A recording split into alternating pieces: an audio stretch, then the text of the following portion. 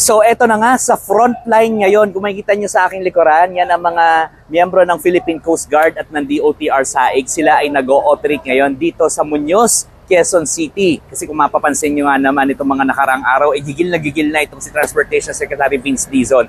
Dahil sunod-sunod na nga ang aksidente sa kalsada. Kaya ang directive niya, pag-aralan kung paano pahihirapin yung pagkuha ng lisensya at gagawing stricto ang motor vehicle inspection. So ito na nga tayo sa exciting part. Nag-i-inspect na sila ngayon. Ako, ang dami lang nasampulan dito. At karamihan sa mga bus dito, kung hindi bulag yung ilaw nung yung kanilang headlamp, sila naman pudpud ang gulong, lalo na yung sa likod. At napansin nilang common practice dito, yung pudpud na gulong nandun sa loob. Di ba, bali apat yung gulong sa likod.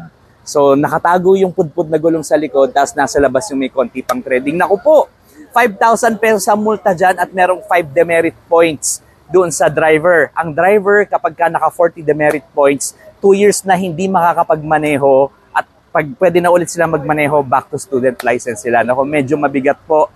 So, abangan po natin yung mga detalye. Yan at iba pang mga road safety measures na ipinapatupad ngayon. Alright, ako po si Gerard de la Peña para sa News 5. Happy, Happy Tuesday.